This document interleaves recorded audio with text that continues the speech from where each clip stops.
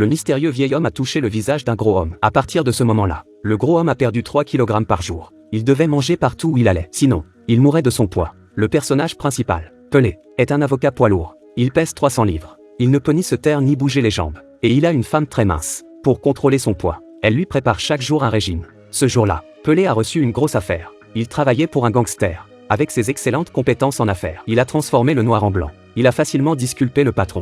Tous deux se sont liés d'une solide amitié. En rentrant d'un dîner avec ses collègues, Pelé et sa femme ont été inattentifs au volant. Pelé et sa femme ont heurté et tué une vieille gitane. Elle était aussi la fille d'un chef. Mais au tribunal, le juge et la police étaient les meilleurs amis de Pelé. Il a réussi à se dégager de toute responsabilité. Pelé est sorti de la salle d'audience de bonne humeur. C'est alors qu'un vieil homme l'arrête. Le vieil homme a tendu la main et a touché le visage de Pelé. Il lui dit « Maigri ». Pelé est abasourdi mais ne prend pas la chose au sérieux. Mais dans les jours qui ont suivi, quelque chose d'étrange s'est produit. Pelé a commencé à perdre du poids comme un fou. 3 livres par jour. Sa femme était si heureuse qu'elle pensait que le régime fonctionnait enfin. Pelé s'est même vanté de sa perte de poids auprès de ses amis. Alors qu'il prenait une douche avec le juge, Pelé apprend que, quelques jours plus tôt, un autre gitan l'avait touché. Sa peau s'est mise à peler. Pelé s'est touché le visage et a eu un mauvais pressentiment. Jour après jour, Pelé perd de plus en plus de poids. En l'espace d'un demi-mois, il a perdu 15 kilos. Sa femme craint qu'il ne soit en phase terminale. Elle lui demande de se rendre chez son ami médecin pour un contrôle. Mais le rapport médical montre que Pelé est en parfaite santé. Il était même en meilleure santé que le médecin. Pelé souhaitait être malade.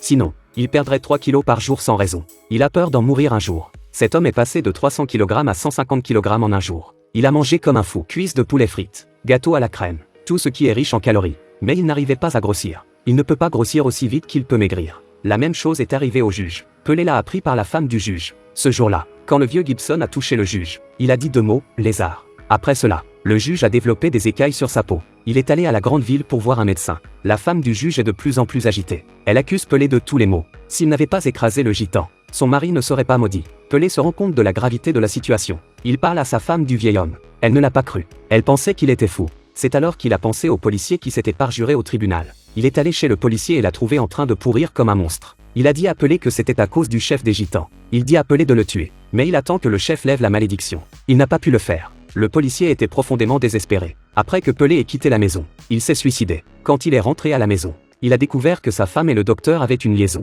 Il les a entendus discuter. Ils allaient le placer dans un hôpital psychiatrique et s'emparer de ses biens. Mais sa première priorité était de lever la malédiction. Il ne les a pas dénoncés. Pelé a trouvé un détective pour enquêter. Il a retrouvé la trace des gitans. Il a trouvé le chef. Il a trouvé le chef dans une ville isolée. Mais les gitans ne l'aimaient pas beaucoup. À leurs yeux, Pelé était un meurtrier qui ne payait pas pour ce qu'il faisait. Pelé a soulevé ses vêtements. Il n'avait plus que la peau sur les os. Il supplie et supplie. Il supplie le chef de lever la malédiction et de le laisser partir. Le chèque, bien sûr, n'a pas cédé. Sa petite fille a tiré un coup de lance-pierre dans la main de Pelé. Pelé retourne à l'hôtel. Furieux, il fait alors appel au patron qui l'a aidé. Les gangsters sont différents. Ils sont si impitoyables qu'ils tuent même les chiens des autres. Le patron empoisonne le chien et laisse une note déclarant la guerre. Puis il engage un jeune homme pour espionner le chef et sa bande. Mais le lendemain, le jeune homme est mort dans la voiture, avec une tête de poulet dans la bouche. Le patron était furieux. Il est dans le métier depuis des décennies. C'est la première fois qu'on le provoque de la sorte. Alors le patron a pris son arme. Il a exterminé la tribu des gitans. Il a même tué la petite fille du chef dans le chaos. Ayant vu la brutalité du chef noir, le chef avait peur qu'il arrive quelque chose à sa petite fille.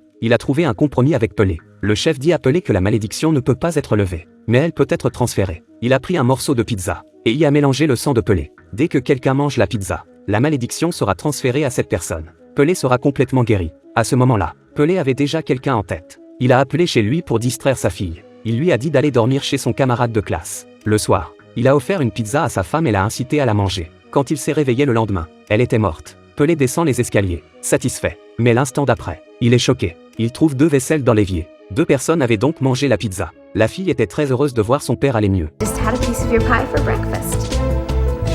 Yes, Dad, it was delicious. Pelé était dévasté. Il ne voulait plus vivre. Alors qu'il s'apprêtait à manger la pizza, le médecin sonna à la porte. Le docteur sonna à la porte. Il a eu une idée. Il l'a invité à prendre le petit déjeuner. Il décida de transférer à nouveau la malédiction de sa fille au médecin. Voilà, c'est tout pour l'histoire d'aujourd'hui. À la prochaine fois.